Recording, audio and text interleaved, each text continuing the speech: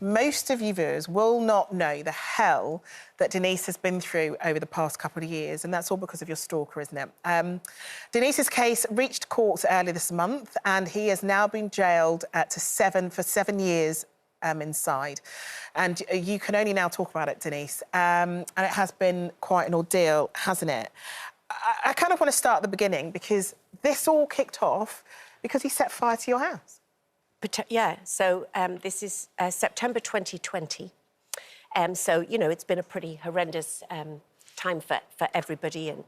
And, yeah, so September 2020, we were just getting used to sort of going out for meals and stuff again. And we had a sort of balmy evening, and I don't mean, you know, summer's nice, evening. Yeah. And we had my husband's family there, so we had his brother Duncan, and we had my stepson Lewis and Lincoln. We went to the pub to eat, we came back, I was in bed reading, and they were watching a movie incredibly loudly, like men tend to do sometimes, a sort of boys' movie. Anyway, the next thing I heard was a piercing scream, you know, that sort of scream from someone that you don't want to hear, you know, it's really not good. And I ran downstairs, the boys were all outside, and we had a skip in the drive, and it was full of wood and very flammable stuff. Louis had just moved out a week before, so we'd broken down his old desk and whatnot. It was ablaze, and it was trying to catch onto the trees, and this is all going on. There was a lady at the door who I shall always be grateful. Were there cars in the drive? So this is all going on. I go out. Lewis is on the phone to the fire brigade. There's a lady there who I didn't know saying, you know, I hope it's all right that I knocked at the door. And I thought, my God, you've potentially saved our lives here. And I remember her saying something about my kids went to school with your kids. I drove past, and then I thought, I've got to go back, and they don't seem to know what's happening. She knocked loudly on the door, which is how Lincoln heard, amazingly. And my car was where Jane is, my car was there. Lincoln jumped into my car, drove it out, at which point the flames came through the side of the skip, so they would have caught the car. Now, the fire engine came very promptly, but anybody that's waited for the emergency services, it seems like it's taking ages.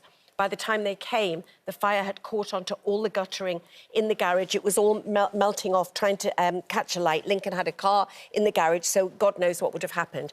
I then see Lincoln looking at his phone. Now, we had some cameras installed, and which, to be honest, I kept saying to Lincoln, do we need them? Do we need them? It's not a big sort of flash house, you know, by Cheshire standards, as some of the footballers have, etc. And anyway, he went running into the churchyard, which is directly opposite our house. And what he'd seen is the offender. He'd seen the guy, who we didn't know was a stalker then, setting fire to the skip. So you see him walk down the side of the house, as if sauntering down. He looked much older. His gait was much older than it turned out. He was late 50s. And he walks back. This is all on the camera. He walks round the skip. He gets out an accelerant, pours it all over the skip, sets fire to it. It pushes him back, and he walks away as if nothing's happened. Now, to that point, had you just thought it was like kids or something? Well, when we saw the fire, we weren't even thinking about it, but I assumed that the gate wasn't closed. I assumed that some kids had walked past, flicked a cigarette, and it had set fire. Apparently, it wouldn't have set it that ablaze, but you weren't thinking. And Lincoln had seen this guy do this and then go into the churchyard, which is why he ran in. The police arrived. They then asked us to go through the footage, which we did. They were giving us very little. They were fantastic. They were giving us very little information, but the guy had a cap on with these badges that were all shining. So they'd arrested him within 2 hours. Wow. He was given... So was he known to the police before, do you know? They didn't tell me. He wasn't unknown, but not for that. Okay. Right. For arson. They're very selective, is what they're allowed to tell you. The main thing that got us through was 2 ladies who were assigned to us from the harm reduction unit. Now, this is something that I would like to see everywhere, because they were there for our emotional and physical well-being as a result of what happened, because the guy came back, so he wasn't charged by the CPS. That's what I was about to say. That's the important thing to note at this point. He was bailed. Arrested. Then he was bailed, so we were thinking, OK, great. He was told that he couldn't come into the town where we lived, because he had also broken lockdown rules. Why do you think he'd be bailed when you just tried to set fire to a house full of people? He was bailed, and we kept thinking, well, he's still out there. So I was filming, so I'm up at 5 o'clock every morning. He also had knives on him, and the police told us that you have knives if you work with knives or if you're going to use knives. So, of course, I'm getting up at 5 o'clock for work. Lincoln every single day got up with me. Because we were terrified. I was terrified to go to the corner shop. I was terrified because I didn't know, especially when, because he wasn't charged, we then came back from work 5 months later after completely changing our lives. Why wasn't he charged if you've got on CCTV footage him setting fire? On CCTV footage, your guess is as good as mine, Nadia. What it is better very evidence hard could you get? to get a charge, even when someone is there, as clear as if it was you. And anyway, we came back one day and we looked at our gate, and there, scrawled on our gate in a marker, was the words pimp and witch. Oh, my God. And again, we went straight and looked at the footage, and lo and behold, it was him.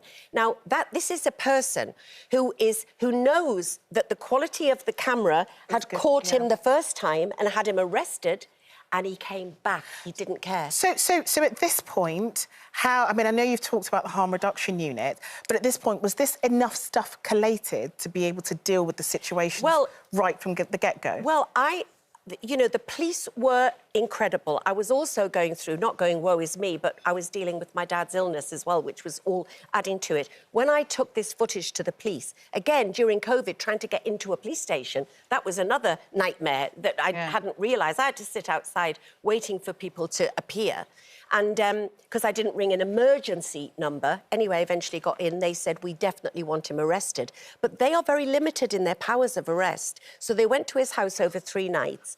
I then said, I'm going to talk about it on the telly. I wasn't, but I said that. And he was arrested, whether that's something to do with it. But I was throwing anything I could at them. Maybe it's because the first time it could have been he was just setting fire to a skip for no particular reason. When he comes back, they then know it's a targeted... It's a targeted thing. But even setting fire to a skip out... The thing is, the house lights were on the cars where this was an occupied house. It's dangerous, whichever way you look at it. But what I want to know is, how does it get inside your head? Because I don't think stalking is taken seriously enough. No, luckily it's starting to be more. It's like a form of emotional terrorism. So just explain what it does to your peace of mind. The thing about it is that there are people who've had much longer campaigns because after the arrest, he was then on remand, so we knew that he was securely kept away for a time.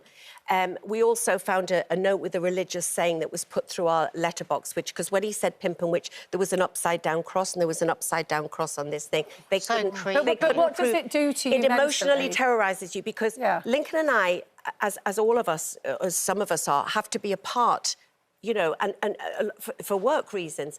And I had never, ever been scared.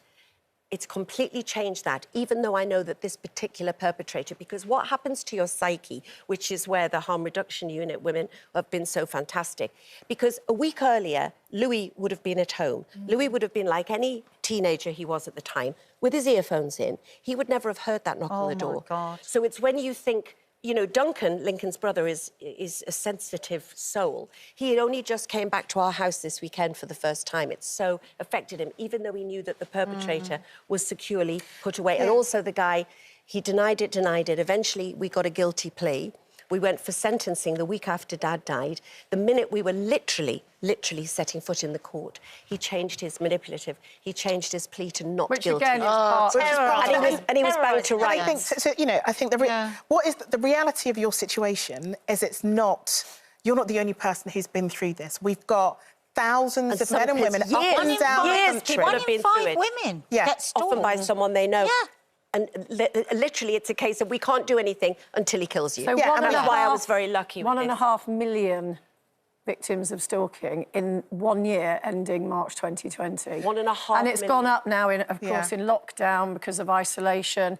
So an 83% average rise in calls to the National Stalking And the law changed about 18 months ago, and there are stalking prevention orders now. But I remember when ITV News did an investigation not that long ago, 50% of police stations that they spoke to had done fewer than 5.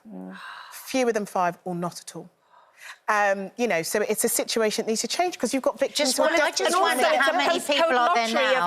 Of how lucky I was where I was, purely by chance. How many people are there now sat at home? You don't know the lady that knocked on your door, do you? And you want her, if anybody's watching... Well, I want her to know because all I remember her saying is, can I go now? And I went, absolutely go. You want to thank her, don't you? And I just want to say thank you because without her, I have absolutely no idea if I'd be here. And that's not being dramatic. No. That's the reality of it, isn't it? it? Yeah. And we're glad you are here. Thank you.